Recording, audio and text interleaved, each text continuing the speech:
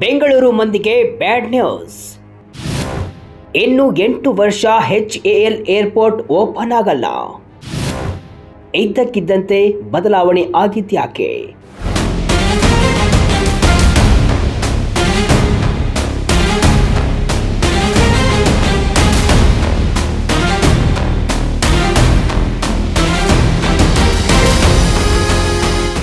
S, ಇದು ನಿಜಕ್ಕೂ ಬೆಂಗಳೂರು ಮಂದಿಗೆ ಬ್ಯಾಡ್ ನ್ಯೂಸ್. ಬೆಂಗಳೂರಲ್ಲಿ 2ನೇ ಅಂತಾರಾಷ್ಟ್ರೀಯ ವಿಮಾನ ನಿಲ್ದಾಣ ಆರಂಭಕ್ಕೂ ಮುನ್ನವೇ ಹಳೆ ಏರ್ಪೋರ್ಟ್ HAL ಓಪನ್ ಆಗುತ್ತೆ, ಮತ್ತೆ ಗತ ವೈಭವ ಮರುಕಳಿಸುತ್ತೆ ಅಂದೆಲ್ಲ ಸುದ್ದಿಯಾಗಿತ್ತು. ಆದರೆ ಈಗ ಪ್ಲಾನ್ ಎಲ್ಲ ಉಲ್ಟಾ ಆಗಿದೆ. ಇನ್ನು 8 ವರ್ಷ HAL ವಿಮಾನ ನಿಲ್ದಾಣ ಓಪನ್ ಆಗಲ್ಲ. ಹೌದು, HALನ ಅಧ್ಯಕ್ಷ ಮತ್ತು ವ್ಯವಸ್ಥಾಪಕ ನಿರ್ದೇಶಕರಾದ DK ಸುನಿಲ್ ಅವರು ಹೈದರಾಬಾದ್ನಲ್ಲಿ ನಡೆಯುತ್ತಿರುವ ವಿಂಗ್ಸ್ ಇಂಡಿಯಾ 2026 ಕಾರ್ಯಕ್ರಮದಲ್ಲಿ ಈ ಕಹಿ ಸತ್ಯವನ್ನ ಬಿಚ್ಚಿಟ್ಟಿದ್ದಾರೆ. ಬೆಂಗಳೂರು ಅಂತಾರಾಷ್ಟ್ರೀಯ ವಿಮಾನ ನಿಲ್ದಾಣದ ಜೊತೆಗಿನ ಒಪ್ಪಂದದ ಅನ್ವಯ ಇನ್ನೂ 1 ದಶಕಗಳ ಕಾಲ HAL ಏರ್ಪೋರ್ಟ್ ತೆರೆಯಲು ಸಾಧ್ಯವಿಲ್ಲ ಅಂತ ಅವರು ಸ್ಪಷ್ಟಪಡಿಸಿದ್ದಾರೆ. ಆದರೆ ಇದರ ನಡುವೆಯೂ HAL ನಾಗರಿಕ ವಿಮಾನಯಾನ ಕ್ಷೇತ್ರದಲ್ಲಿ ಜಾಗತಿಕ ಮಟ್ಟದಲ್ಲಿ ಒಂದು ದೊಡ್ಡ ಸಂಚಲನ ಮೂಡಿಸಲು ಸಜ್ಜಾಗಿದೆ. ಹಾಗಾದ್ರೆ ಏನದು ಸಂಚಲನಕಾರಿ ಸುದ್ದಿ? BIAL ನಡುವಿನ ಒಪ್ಪಂದವೇನು? ಇನ್ಸೈಡ್ ಮಾಹಿತಿ ಇಲ್ಲಿದೆ.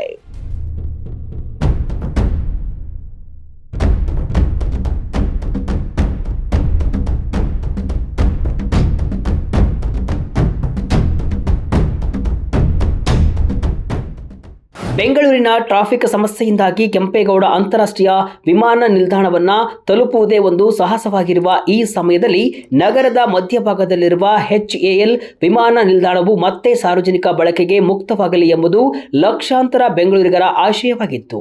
ಆದರೆ ಈ ಆಶಯಕ್ಕೆ ಈಗ ತಣ್ಣೀರು ಬಿದ್ದಂತಾಗಿದೆ. ಹೈದರಾಬಾದ್ನಲ್ಲಿ ನಡೆಯುತ್ತಿರುವ ಪ್ರತಿಷ್ಠಿತ ವಿಂಗ್ಸ್ ಇಂಡಿಯಾ 2026 ವಿಮಾನಯಾನ ಪ್ರದರ್ಶನದಲ್ಲಿ HAL CMD DK ಸುನಿಲ್ ಅವರು ಮಹತ್ವದ ಹೇಳಿಕೆಯೊಂದನ್ನು ಕೊಟ್ಟಿದ್ದಾರೆ. ಇದು ಬೆಂಗಳೂರಿಗರ ಕನಸಿಗೆ ತಣ್ಣೀರು ಎರಚಿದೆ. ಹೌದು, ಬೆಂಗಳೂರು ಅಂತಾರಾಷ್ಟ್ರೀಯ ವಿಮಾನ ನಿಲ್ದಾಣ ನಿಯಮಿತ ಅಂದ್ರೆ BIAL ಜೊತೆಗಿನ ರಿಯಾಯಿತಿ ಒಪ್ಪಂದವು 150 ಕಿಲೋಮೀಟರ್ ವ್ಯಾಪ್ತಿಯಲ್ಲಿ ಬೇರೆ ಯಾವುದೇ ವಿಮಾನ ನಿಲ್ದಾಣದ ವಾಣಿಜ್ಯ ಕಾರ್ಯಾಚರಣೆಗೆ ಅವಕಾಶವನ್ನ ನೀಡುವುದಿಲ್ಲ. ಈ ಒಪ್ಪಂದದ ಅವಧಿ ಮುಗಿಯುವುದು 2033ರಲ್ಲಿ. ಅಲ್ಲಿಯವರೆಗೆ ಅಂದರೆ ಮುಂದಿನ ಸುಮಾರು 8 ವರ್ಷಗಳ ಕಾಲ HAL ವಿಮಾನ ನಿಲ್ದಾಣವನ್ನ ಸಾರ್ವಜನಿಕರ ಪ್ರಯಾಣಕ್ಕೆ ಮುಕ್ತಗೊಳಿಸಲು ಸಾಧ್ಯವಿಲ್ಲ ಅಂತ ಸ್ಪಷ್ಟಪಡಿಸಿದ್ದಾರೆ. ಹೀಗಾಗಿ ಬೆಂಗಳೂರು ಮಂದಿ ಇನ್ನು 8 ವರ್ಷ ದೇವನಹಳ್ಳಿಯ ಏರ್ಪೋರ್ಟ್ ಅನ್ನೇ ಅವಲಂಬಿಸಬೇಕಾದ ಅನಿವಾರ್ಯತೆ ಇದೆ. HAL ವ್ಯವಹಾರ ಮಾದರಿ ಬದಲು ಕೇವಲ ವಿಮಾನ ನಿಲ್ದಾಣದ ಸುದ್ದಿಯಷ್ಟೇ ಅಲ್ಲ, HAL ಸಂಸ್ಥೆಯು ತನ್ನ ವ್ಯವಹಾರದ ಮಾದರಿಯನ್ನೇ ಬದಲಿಸಿಕೊಳ್ಳುತ್ತಿರುವ ಕುರಿತು CMD ಮಹತ್ವದ ಒಳನೋಟಗಳನ್ನು ಹಂಚಿಕೊಂಡಿದ್ದಾರೆ. ಇಲ್ಲಿಯವರೆಗೆ ಹಿಂದೂಸ್ತಾನ್ ಏರೋನಾಟಿಕ್ಸ್ ಲಿಮಿಟೆಡ್ ಅಂದ್ರೆ ಅದು ಕೇವಲ ಸೇನೆಗೆ ಯುದ್ಧ ವಿಮಾನಗಳಿಗೆ ಸೀಮಿತ ಎಂಬ ಭಾವನೆ ಇತ್ತು. ಅಂಕಿಅಂಶಗಳ ಪ್ರಕಾರ HALನ ಒಟ್ಟು ವ್ಯವಹಾರದಲ್ಲಿ ಬರೋಬ್ಬರಿ 97% ಪಾಲು ರಕ್ಷಣಾ ವಲಯದ ಉತ್ಪಾದನೆಯದ್ದೇ ಆಗಿದೆ. ನಾಗರಿಕ ವಲಯದ ಪಾಲು ತೀರಾ ಕಡಿಮೆ ಇತ್ತು. ಆದರೆ ಈಗ ಕಾಲ ಬದಲಾಗ್ತಾ ಇದೆ. ಕಳೆದ ಕೆಲವು ವರ್ಷಗಳಿಂದ ಕಾರ್ಪೊರೇಟ್ ನೀತಿಯಾಗಿ HAL ರಕ್ಷಣಾ ವಲಯದ ಮೇಲಿನ ಅತಿಯಾದ ಅವಲಂಬನೆಯನ್ನ ತಗ್ಗಿಸಿ ನಾಗರಿಕ ವಿಮಾನಯಾನ ಮಾರುಕಟ್ಟೆಯಲ್ಲಿ ತನ್ನ ಪಾಲನ್ನ ಹೆಚ್ಚಿಸಿಕೊಳ್ಳಲು ದೃಢ ನಿರ್ಧಾರವನ್ನ ಮಾಡಿದೆ. ಇದರರ್ಥ ಇನ್ನು ಮುಂದೆ ನಾವು ಸಾಮಾನ್ಯ ಜನರು ಬಳಸುವ ವಿಮಾನಗಳು ಮತ್ತು ಹೆಲಿಕಾಪ್ಟರ್ಗಳ ತಯಾರಿಕೆಯಲ್ಲಿ HALನ ಬ್ರ್ಯಾಂಡ್ ಅನ್ನ ಹೆಚ್ಚು ಕಾಣಬಹುದಾಗಿದೆ. ಇದು ಆತ್ಮನಿರ್ಭರ ಭಾರತದ ಅಡಿಯಲ್ಲಿ ಭಾರತವು ವಾಣಿಜ್ಯ ವಿಮಾನಯಾನ ಕ್ಷೇತ್ರದಲ್ಲಿ ಸ್ವಾವಲಂಬಿಯಾಗುತ್ತಿರುವ ಸಂಕೇತವಾಗಿದೆ. HALನಿಂದ ಹೆಲಿಕಾಪ್ಟರ್ ಖರೀದಿಸಲು ಕಂಪನಿ ರೆಡಿ. ಈ ಬದಲಾವಣೆಯ ಮೊದಲ ಮತ್ತು ದೊಡ್ಡ ಹೆಜ್ಜೆಯಾಗಿ ಸರ್ಕಾರಿ ಸ್ವಾಮ್ಯದ ಹೆಲಿಕಾಪ್ಟರ್ ಸೇವೆ ಒದಗಿಸುವ ಕಂಪನಿ ಪವನ್ ಹನ್ಸ್ ಲಿಮಿಟೆಡ್ HALನಿಂದ ಹೆಲಿಕಾಪ್ಟರ್ಗಳನ್ನು ಖರೀದಿಸಲು ಮುಂದಾಗಿದೆ. ಪವನ್ ಹನ್ಸ್ ಸಂಸ್ಥೆಯು HAL ತಯಾರಿಸಿದ 10 ಧ್ರುವ ನೆಕ್ಸ್ಟ್ ಜನರೇಷನ್ ಹೆಲಿಕಾಪ್ಟರ್ಗಳನ್ನು ಖರೀದಿಸಲಿದೆ. ಈ 10 ಹೆಲಿಕಾಪ್ಟರ್ಗಳ ವಿತರಣೆಯು 2026-27ರ ಹಣಕಾಸು ವರ್ಷದಲ್ಲಿ ನಡೆಯಲಿದೆ. ಇದು ಕೇವಲ ಖರೀದಿಯಲ್ಲ, ಬದಲಾಗಿ ಭಾರತೀಯ ನಿರ್ಮಿತ ಹೆಲಿಕಾಪ್ಟರ್ಗಳ ಮೇಲೆ ನಾಗರಿಕ ವಿಮಾನಯಾನ ಸಂಸ್ಥೆಗಳು ಇಡುತ್ತಿರುವಂತಹ ನಂಬಿಕೆಗೆ ಸಾಕ್ಷಿಯಾಗಿದೆ.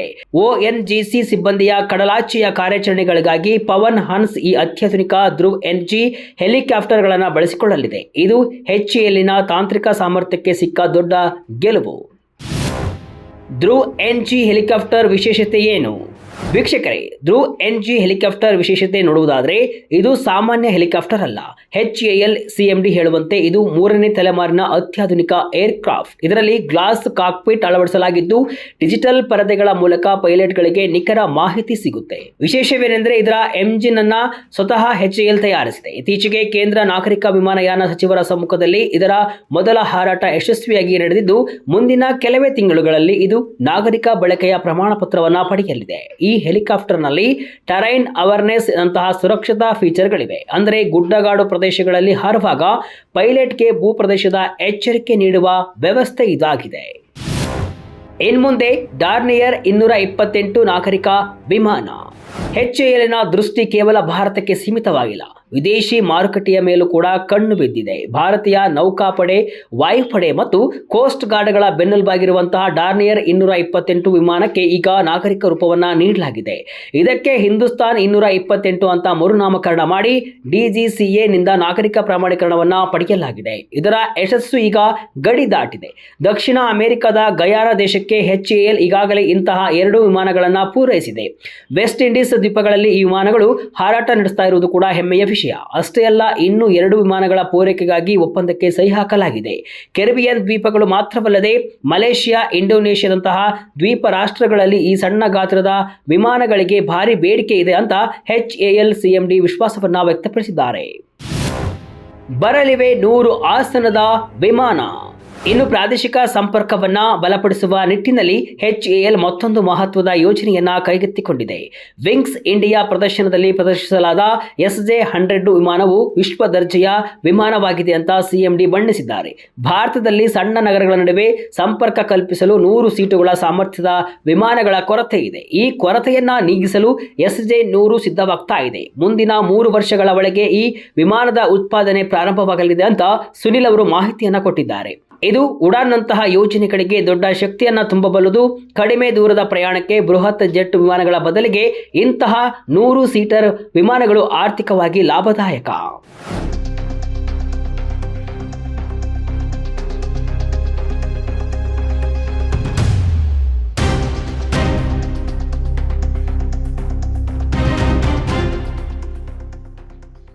ಒಟ್ಟಾರೆಯಾಗಿ ಹೇಳುವುದಾದರೆ 2033ರವರೆಗೆ ಬೆಂಗಳೂರಿನ HAL ವಿಮಾನ ನಿಲ್ದಾಣ ವಾಣಿಜ್ಯ ಬಳಕೆಗೆ ಸಿಗುವುದಿಲ್ಲ ಎಂಬುದು ಸತ್ಯವಾದರೂ HAL ಸಂಸ್ಥೆ ತನ್ನ ಚಹರೆಯನ್ನ ಬದಲಿಸಿಕೊಳ್ತಾ ಇರುವುದು ಆಶಾದಾಯಕ ಬೆಳವಣಿಗೆಯಾಗಿದೆ. ರಕ್ಷಣಾ ವಲಯದ ಮೇಲಿನ ಅತಿಯಾದ ಅವಲಂಬನೆಯನ್ನ ಬಿಟ್ಟು ನಾಗರಿಕ ವಿಮಾನಯಾನ ಕ್ಷೇತ್ರಕ್ಕೆ ಕಾಲಿಡುತ್ತಾ ಇರುವುದು HALನ ದೀರ್ಘಕಾಲೀನ ಬೆಳವಣಿಗೆಗೆ ಅನಿವಾರ್ಯ ಮತ್ತು ಅಗತ್ಯವಾಗಿದೆ. ಪವನ್ ಹನ್ಸ್ ಒಪ್ಪಂದ, ಗಯಾನಕ್ಕೆ ವಿಮಾನ ರಫ್ತು ಮತ್ತು SJ-100 ನಂತಹ ಯೋಜನೆಗಳು HAL ಅನ್ನ ಜಾಗತಿಕ ಏರೋಸ್ಪೇಸ್ ಮಾರುಕಟ್ಟೆಯಲ್ಲಿ ಬಲಿಷ್ಠ ಸ್ಪರ್ಧೆಯನ್ನಾಗಿ ರೂಪಿಸಲಿವೆ. ಮೇಕ್ ಇನ್ ಇಂಡಿಯಾ ಅಡಿಯಲ್ಲಿ ಭಾರತದ ವಿಮಾನಗಳು ವಿದೇಶಿ ಆಗಸದಲ್ಲಿ ಹಾರಾಡ್ತಾ ಇರುವುದು ಕೂಡ ಮತ್ತು ದೇಶೀಯ ಸಂಪರ್ಕಕ್ಕೆ ಸ್ವದೇಶಿ ವಿಮಾನಗಳೇ ಬಳಕೆಯಾಗಲಿರುವುದು ಕೂಡ ನಿಜಕ್ಕೂ ಹೆಮ್ಮೆಯ ಸಂಗತಿ. ಮುಂದಿನ ದಿನಗಳಲ್ಲಿ ಈ ಯೋಜನೆಗಳು ಎಷ್ಟರ ಮಟ್ಟಿಗೆ ಯಶಸ್ವಿಯಾಗಲಿವೆ ಎಂಬುದನ್ನು ಕಾದು ನೋಡಬೇಕಿದೆ.